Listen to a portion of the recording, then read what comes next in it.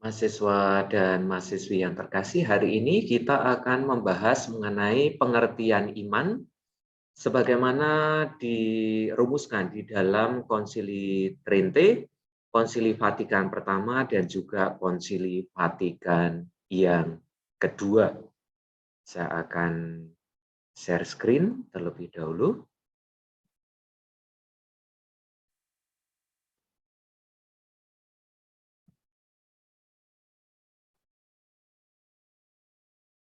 Baik, pengertian iman sebagaimana disampaikan oleh atau dalam ajaran Konsili Trente yang diadakan pada tahun 1547. Kita ingat bahwa Konsili Trente itu diadakan untuk atau dalam rangka melawan ajaran dari para reformator. Konsili Trente menolak paham iman dari Luther yang memandang iman sebagai sekedar sikap penyerahan diri subjektif kepada Allah saja.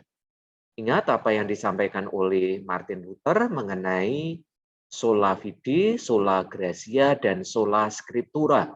Dengan iman atau dengan penyerahan diri yang diartikan atau iman diartikan seperti itu, penyerahan diri kepada Allah itu cukup. Orang akan diselamatkan. Apa yang dikatakan oleh Luther, simul justus et peccator. Nanti mengenai poin ini dapat dilihat kembali apa yang sudah diterangkan oleh Romo Marto Sucito dalam pertemuan minggu yang lalu. Dan sekali lagi konteks dari Konsili Trente adalah melawan ajaran dari para reformator ini, terlebih dari Luther tadi. Maka apa yang disampaikan oleh Konsili Trente berlawanan dengan apa yang disampaikan oleh Luther tadi, yaitu Trente menekankan kaitan iman dengan kebenaran wahyu. Iman adalah tindakan dari akal budi yang menyetujui kebenaran wahyu. Poin ini sebetulnya kalau kita perhatikan juga merupakan apa yang atau yang mewarnai pandangan gereja sebelum adanya reformasi. Ya. Kita ingat zaman skolastik, apalagi yang disampaikan oleh Thomas Aquinas, misalnya semakin tegas mengenai pertanggungjawaban akal budi ini terhadap yang disebutkan sebagai atau yang menyetujui kebenaran wahyu. Dan nanti kalau kita perhatikan poin ini, tindakan dari akal budi yang menyetujui kebenaran wahyu juga akan diteruskan atau digarisbawahi di dalam Konsili Vatikan pertama dan Konsili Vatikan yang kedua. Kita lanjutkan. Trente merumuskan, sebentar saya mesti menggeser video saya. Oke. Trente merumuskan iman sebagai, ini bahasa Latin, humane salutis initium fundamentum et radix omnis justificationis. Artinya apa? Iman sebagai awal dari kebenaran manusia. Dasar dan akar dari setiap pembenaran. Ini dapat kita lihat atau kita baca dalam Denzinger nomor 1532. Perlu diingat atau perlu digarisbawahi di sini ada kata awal. Ya. Jadi iman sebagai awal keselamatan manusia atau dasar atau akar atau dapat kita bayangkan sebagai pintu masuk. Iman sebagai awal. Kenapa iman disebut sebagai awal? Ini tampak di dalam argumen-argumen dalam poin yang kedua dan tiga berikut. Kita lihat, kita baca bersama. Sebagai tindakan akal budi, iman artinya tadi ya, sebagai tindakan akal budi yang menyetujui kebenaran wahyu, iman menjadi orientasi pertama manusia, tentu saja orientasi pertama manusia terhadap Allah yang kepenuhannya terdapat dalam harapan dan kasih. Artinya apa? Dari iman yang tadi disebut sebagai awal tadi, manusia sampai atau bergerak kemudian menuju pada harapan dan kasih. Dan kita baca terlebih dahulu poin yang ketiga. Iman mendasari harapan dan perlu dibentuk oleh cinta kasih menjadi iman yang hidup atau fides formata caritate. Artinya iman tadi kalau disebut sebagai awal, artinya manusia atau kita yang beriman lalu dibawa, diajak untuk bergerak sampai pada harapan dan kasih, dan akhirnya iman yang adalah awal keselamatan tadi menjadi iman yang hidup, iman yang terwujud dalam cinta kasih, iman yang menumbuhkan harapan, tidak berhenti sampai pada iman saja. Dan kalau kita perhatikan di sini kan sebetulnya juga tampak sekali ya perlawanan terhadap apa yang disampaikan oleh kaum reformator, terlebih oleh Martin Luther. Ya. Dan kenapa perlu diperjuangkan? Kita ingat juga bahwa memang dengan iman kita dibenarkan, tetapi dalam diri kita ada yang masih disebut sebagai konkupiscensia, kecenderungan berbuat dosa. Ya. Jadi iman sebagai awal dan kemudian perlu dihidupi. Atau kita perjuangkan sedemikian rupa menjadi iman yang hidup, iman tadi menjadi harapan dan kemudian dikembangkan, dihidupi dalam cinta kasih. Dan pada akhirnya kita mengatakan bahwa iman yang kita miliki adalah iman yang hidup. Di sini tampak bagaimana Trente mengajarkan bahwa keselamatan itu meskipun melulu dari kasih karunia Allah berkat penebusan Kristus, ini yang perlu kita garis bawahi, namun tetap mengandaikan iman sebagai persetujuan akal budi atas kebenaran wahyu Allah. Dan iman tersebut harus dihidupi dalam pengharapan dan diwujudkan dalam kasih. Di satu sisi, iman merupakan karunia Allah, rahmat dari Allah sendiri, tentu saja berpuncak dalam penebusan Kristus, ya. Tetapi dalam diri kita juga diperlukan atau dituntut persetujuan akal budi kita atas kebenaran wahyu, dan juga iman tadi mesti dihidupi ya, dalam pengharapan dan diwujudkan dalam kasih seperti dalam slide sebelum ini. Trente tetap mempertahankan kaitan iman dan akal budi, sekaligus rahmat dan kodrat. Diperlukan rahmat, namun juga dalam hal ini iman tidak lepas dari akal budi atau bahkan saling mengandaikan. Kita lanjutkan dengan makna iman dan paradigma beriman pada abad modern. Setelah tadi ya kita melihat Konsili Trente, iman sebagaimana digariskan dalam Konsili Trente, dan kita tahu konteks dari Konsili Trente adalah melawan ajaran dari kaum reformator. Baik, apa yang terjadi, apa yang berkembang dalam abad modern ini? Teologi Katolik sesudah Trente, sesudah Konsili Trente maksudnya, diwarnai dengan suasana polemik dengan kaum Protestan. Artinya polemik adalah pertentangan, ya, perdebatan dengan para reformator, dengan kaum Protestan. Dan juga teologi Katolik setelah Trente pun diwarnai dengan ajaran skolastik. Bahkan nantinya sejak akhir abad ke-19 disebut atau sangat dipengaruhi oleh yang disebut sebagai neotomisme. Artinya apa? Filsafat yang dipengaruhi oleh Thomas Aquinas. Sebetulnya ini dapat kita pahami ya, karena kaum reformator itu berusaha mereformasi atau melawan suasana yang ada zaman skolastik dan yang berpuncak dalam ajaran Thomas Aquinas, lalu muncul reformasi, dan kemudian muncul Konsili Trente, dan kemudian dari Trente tentu saja teologi Katolik, kan Konsili Trente itu diadakan oleh Gereja Katolik, ya. Maka ajaran atau teologi Katolik setelah Trente pun juga kemudian diwarnai oleh Trente tersebut, atau juga yang dalam hal ini adalah ajaran skolastik yang dalam hal ini secara khusus nantinya neotomisme atau filsafat yang dikembangkan atau dipengaruhi oleh ajaran atau filsafat dari Thomas Aquinas. Zaman modern ditandai dengan pengagungan manusia terhadap akal budi. Akal budi itu menjadi ukuran. Salah satu filsuf yang terkenal adalah René Descartes. Ini dari Perancis, filsuf dari Perancis yang hidup pada tahun 1596 sampai 1650. Dia, René Descartes ini dipandang sebagai bapak filsafat modern. Dan seperti yang sudah kita bicarakan bahwa Descartes ini pernah mengatakan cogito ergo sum, saya berpikir maka saya ada. Ukuran kebenaran itu pada akal budi, pada rasio.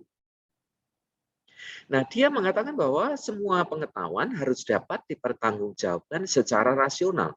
Dan ini nanti kemudian juga mempengaruhi paham mengenai iman. René Descartes menggugat paham pengetahuan tradisional yang mendasarkan diri pada metafisika dan pada Allah sebagai pengada yang mutlak, yang sulit dipertanggungjawabkan secara akal budi, yang menjadi dasar argumentasi untuk kebenaran empiris dan rasional, seolah-olah atau argumen-argumen tradisional yang menggunakan argumen metafisik, ya, dan atau Allah sebagai pengada yang mutlak itu menjadi dasar argumentasi untuk menjelaskan kebenaran empiris dan rasional. Tentu nanti kita akan mempelajari juga, kalian akan pelajari mengenai metafisika ini. Tetapi ini yang dikritik oleh René Descartes. Dan ini kemudian juga lalu mempengaruhi mengenai paham iman tadi. Artinya iman ya harus dapat dipertanggungjawabkan oleh akal budi secara rasional. Ini suasana umum yang ada, yang berkembang pada abad modern. Baik, kita melihat sekarang apa yang disampaikan atau konsep iman sebagaimana disampaikan dalam Konsili Vatikan yang pertama yang diadakan pada tahun 1869 sampai 1870. Dikatakan 1870 sebetulnya ya ini dapat diperdebatkan ya, karena Konsili Vatikan pertama ini tidak ditutup secara resmi ya, karena situasi perang, situasi politik yang ada. Tetapi oke, kita catat demikian sampai 1870 ya. Nah, dari Konsili Vatikan pertama ini yang berbicara mengenai iman, tentu saja dalam kaitan yang sangat erat atau tak terpisahkan dengan wahyu, adalah konstitusi yang dihasilkan, yaitu Dei Filius bab 3. Ya. Dei Filius bab 3, dan dalam Denzinger itu dapat dibaca pada nomor-nomor berikut ini ya, 3004, 3008 sampai 3010. Nah, kita ingin melihat terlebih dahulu konteks dari Konsili Vatikan pertama ini sebelum kita masuk ke dalam pengertian iman sebagaimana disampaikan atau digarisbawahi dalam De Filius ya. Konteks yang berkembang pada masa atau ketika diadakan Konsili Vatikan pertama dan kemudian nanti dilawan oleh atau dicoba dilawan oleh Konsili Vatikan pertama adalah aliran-aliran berikut ini. Ada 4 aliran yang dapat kita cermati di sini. Yang pertama adalah materialisme. Artinya apa? Yang konkret, yang real itu adalah yang materi, yang kelihatan, yang dapat dilihat atau yang tidak hanya dilihat ya, tetapi diukur berdasarkan panca indera. Itulah yang real, ya, yang menjadi ukuran. Nah, dari materialisme ini nantinya akan berkembang ke ateisme. Ini yang pertama. Yang kedua adalah panteisme. Artinya apa? Allah itu ada di dalam semua yang ia ciptakan. Entah itu orang, entah itu benda. Dalam ciptaannya tersebut orang dapat melihat Allah gitu.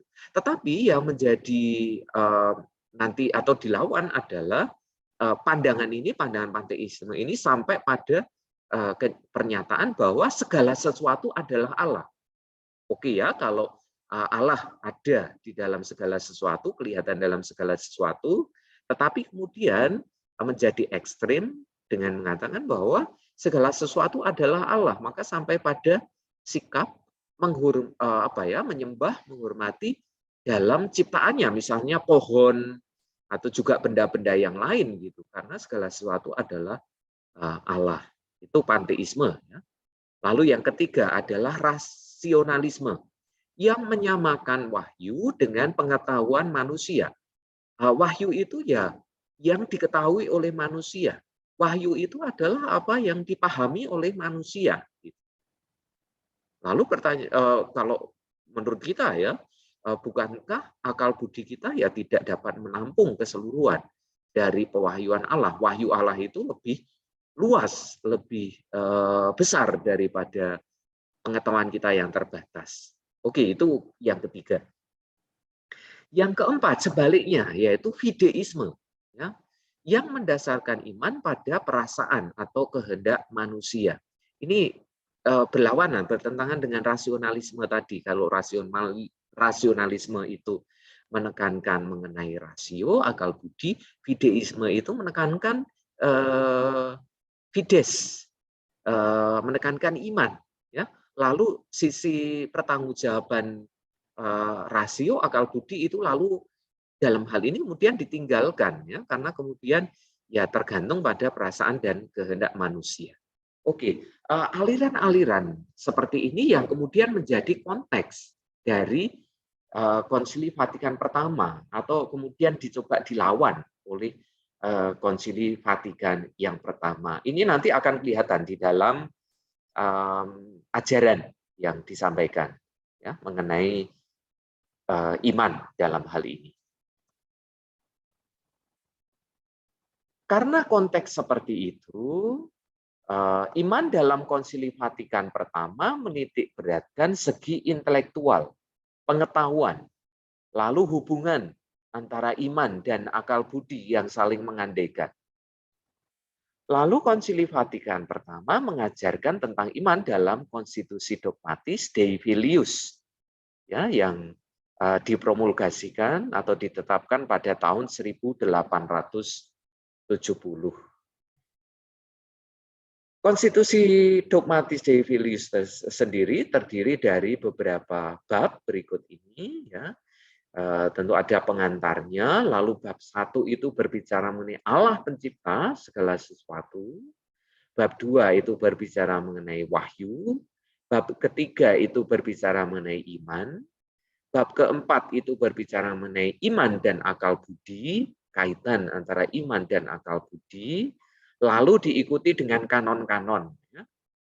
Baik, kita lihat sekarang ini ada kutipan dari sebentar, saya mau geser. Oke. Konsep iman menurut Dei Filius pada bab ketiga, sebagaimana dapat kita baca dalam Denzinger nomor 308. Ini kutipan, ya, cukup panjang.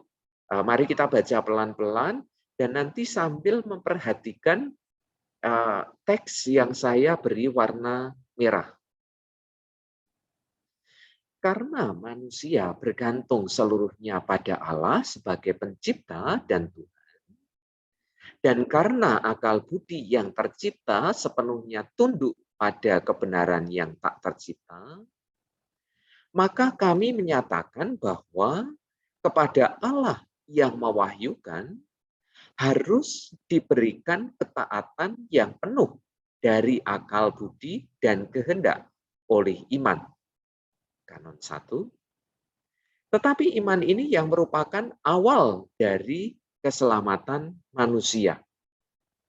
Menurut pengakuan Gereja Katolik, suatu keutamaan adikodrati dengan mana berkat bantuan dan ilham rahmat Allah kami mengimani bahwa apa yang diwahyukan Allah adalah benar. Bukan karena kebenaran intrinsik, yang dimengerti oleh terang akal budi itu, melainkan karena otoritas Allah sendiri yang mewahyukan, yang tidak dapat menipu dan ditipu. Karena iman, seperti yang dikatakan oleh Rasul, adalah dasar dari segala sesuatu yang kita harapkan dan bukti dari segala sesuatu yang kita lihat. Kutipan dari Ibrani bab 11 ayat 1. Mari kita perhatikan beberapa yang diberi warna merah. Yang diberi warna merah sebetulnya itu nantinya akan diteruskan di dalam Konsili Vatikan yang kedua dalam Dei Verbum. Dan kalau kita perhatikan lagi atau kalau kita mengingat-ingat tadi yang sudah kita bahas di dalam Konsili Trente, poin-poin ini sudah muncul. Lalu ternyata diteruskan di dalam Dei Filius ini dari Konsili Vatikan yang pertama, ya, diberikan ketaatan. Maksudnya kepada Allah yang mewahyukan tadi harus diberikan ketaatan yang penuh dari akal budi dan kehendak oleh iman, dan juga awal dari keselamatan itu iman adalah awal dari keselamatan, persis seperti ini yang tadi juga sudah kita lihat dalam Konsili Trente, dan merupakan keutamaan adi kudrati karena merupakan pewahyuan atau pemberian dari Allah, dan jaminan sekaligus ini sebagai jaminan karena Allah sendiri yang menjadi atau memberikan pewahyuan untuk kita. Baik, kita lihat dari kutipan ini apa yang kemudian dapat kita simpulkan mengenai iman menurut Konsili Vatikan yang pertama. Kesimpulannya, konsep iman dalam paham Konsili Vatikan pertama adalah beberapa poin ini yang tadi juga sudah muncul dalam teks, terlebih yang kita garis bawahi dengan warna merah. Yang pertama adalah, atau kesimpulan pertama, iman merupakan ketaatan dari akal budi dan kehendak manusia kepada Allah yang memberikan wahyu. Iman kita bukan iman yang buta, tetapi didasari atau dapat kita pertanggungjawabkan dengan akal budi, ya, dan juga kehendak kepada Allah yang memberikan pewahyuan. Yang kedua, atau kesimpulan yang kedua, iman merupakan awal keselamatan. Ya. Artinya orang mesti beriman untuk memperoleh keselamatan. Iman adalah prasyarat. Iman adalah katakanlah pintu masuk untuk keselamatan. Dikatakan sebagai awal keselamatan. Ya. Kita ingat tadi rumusan dari Konsili Trente juga. Ya. Nanti dapat kita perhatikan kembali. Lalu kesimpulan yang ketiga, iman merupakan adalah keutamaan adi kudrati karena dianugerahkan oleh Allah sendiri. Karena Allah sendiri yang memberikan, atau menjadi jaminan. Yang keempat, iman artinya percaya, ya, maka tadi diikuti atau ditaati oleh akal budi, ya, percaya berdasarkan wibawa Allah sendiri yang dikatakan tidak dapat menipu dan ditipu. Dasarnya apa? Seperti yang kita baca tadi dari Ibrani bab 11 ayat 1. Selain dari apa yang kita baca dalam Denzinger nomor 308 tadi, juga disinggung mengenai terkait dengan iman, tentu saja tidak lepas dari wahyu juga. Kita lihat dalam nomor-nomor yang disampaikan atau kemudian sampai pada kita dapat kita baca dalam Denzinger nomor 309 sampai 3009 sampai 3013. Kita lihat nomor 3009, ajaran bahwa antara iman dan akal budi tidak saling berlawanan, melainkan saling bersesuaian atau bahkan saling mengandaikan. Iman kita ya tentu saja membutuhkan pertanggungjawaban iman, pertanggungjawaban akal budi kita, ya, tetapi akal budi saja tidak cukup. Juga mengandaikan iman atau penyerahan diri pada Allah juga.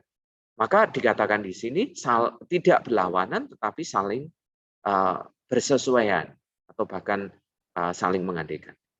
Lalu 3010 ajaran mengenai iman sebagai karunia Allah.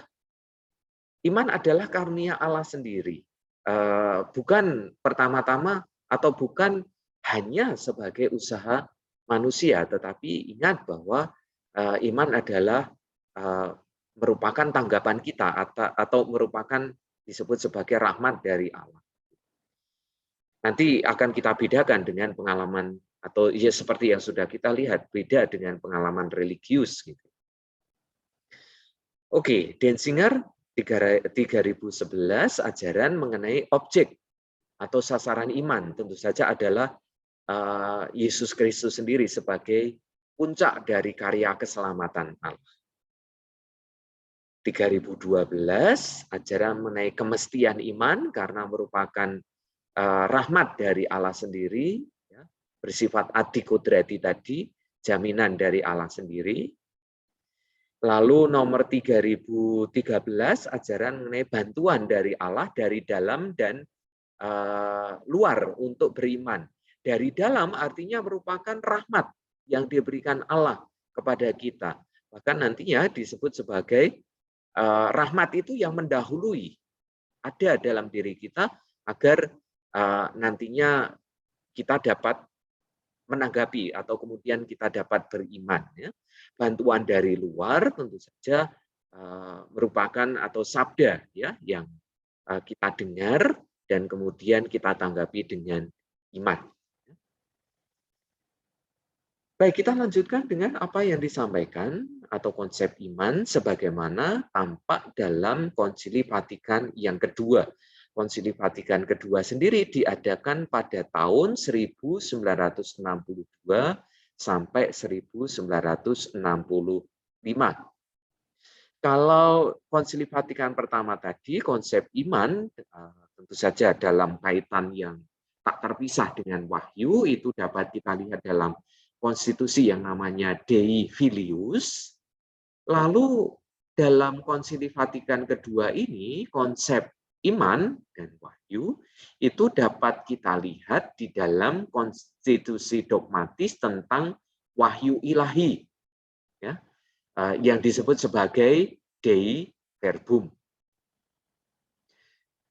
Tentu kita tidak akan membaca secara keseluruhan atau bersama-sama konstitusi dogmatis tentang wahyu ilahi ini sebagaimana yang kita miliki di dalam dokumen Konsili Vatikan yang kedua, maka kami mengajak, mengandaikan dan juga menyarankan untuk membaca artikel-artikel dalam Dei Verbum ini. Kalau kita perhatikan atau nanti kalau kalian membuka konstitusi dogmatis tentang wahyu ilahi, itu terdiri dari 6 bab yang dimulai dengan pendahuluan terlebih dahulu, pendahuluan, lalu bab 1 itu tentang wahyu ilahi atau wahyu sendiri, bab 2 penerusan wahyu ilahi, bab 3 itu ilham ilahi, kitab suci dan penafsirannya, bab keempat mengenai perjanjian lama, bab kelima mengenai perjanjian baru, dan bab keenam mengenai kitab suci dan kehidupan gereja. Dan kita tidak kemudian melihat satu persatu atau semua artikel di dalam Dei Verbum ini, tetapi nomor-nomor tertentu yang akan kita lihat bersama-sama. Dan dalam kesempatan ini kita akan melihat Dei Verbum artikel 5 dan Dei Verbum artikel 6. Oke, yang pertama kita melihat Dei Verbum artikel 5 yang diberi judul menerima wahyu dalam iman. Nanti atau setelah ini saya mengajak untuk membaca artikel Dei Verbum artikel 5 dan nanti artikel 6 ya, tidak panjang artikelnya, maka nanti dapat dibaca dengan tenang ya. Tetapi dari yang dirumuskan di sana ada beberapa poin yang patut kita garis bawahi terkait dengan pengertian iman ya. Dikatakan di sana bahwa terhadap pewahyuan Allah, manusia yang pertama wajib menyatakan ketaatan iman. Yang kedua, kita baca terlebih dahulu, dengan bebas menyerahkan diri pada Allah. Yang ketiga, mempersembahkan kepatuhan akal budi serta kehendak. Dan yang keempat adalah dengan sukarela menerima sebagai kebenaran wahyu. Yang pertama tadi ya, atau manusia wajib menyatakan ketaatan iman ya terhadap pewahyuan tadi. Tetapi yang kedua dan keempat sekaligus di garis bawahi di situ dengan kebebasan atau dengan bebas dan juga dengan sukarela.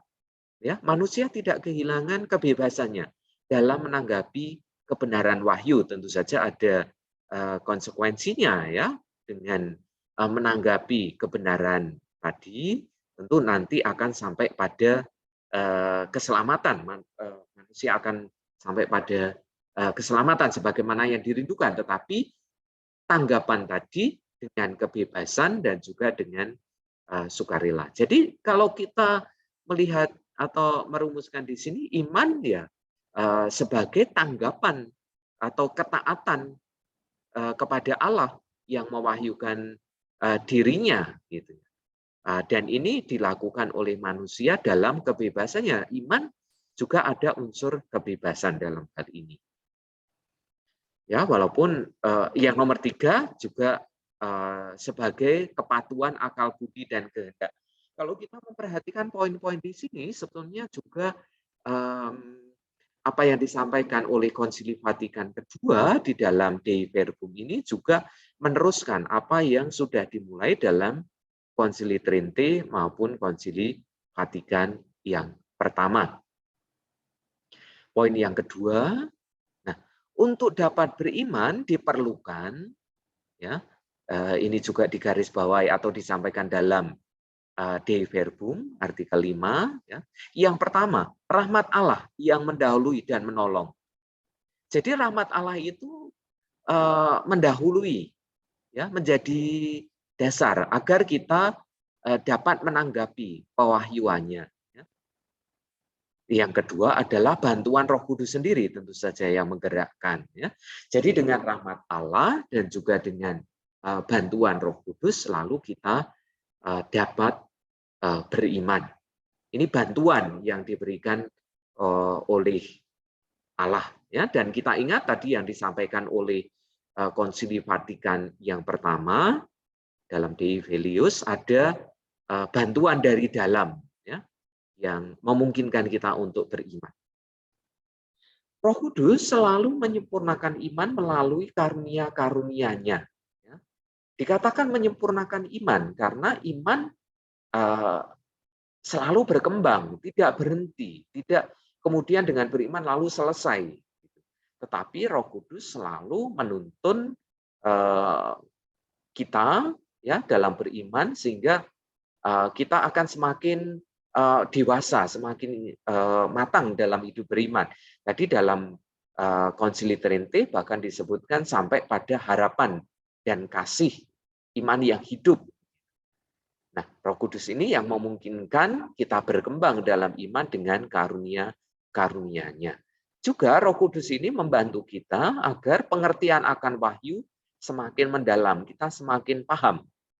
Akal budi kita semakin dapat mendekati atau kemudian membantu kita dalam beriman.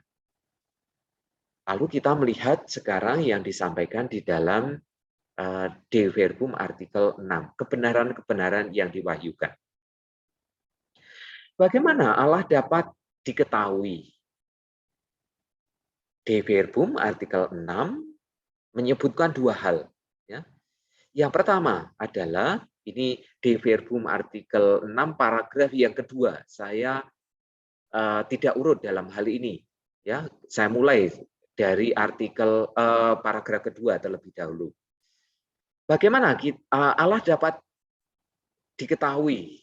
Yang pertama dengan terang kodrati nalar manusia. Allah dapat diketahui melalui yang diciptakannya, melalui yang kodrati, melalui rasio, melalui akal budi kita dapat memahami, kita dapat mendekati Allah. Ini yang pertama. Yang kedua, berkat wahyu, Allah dapat diketahui dengan pasti.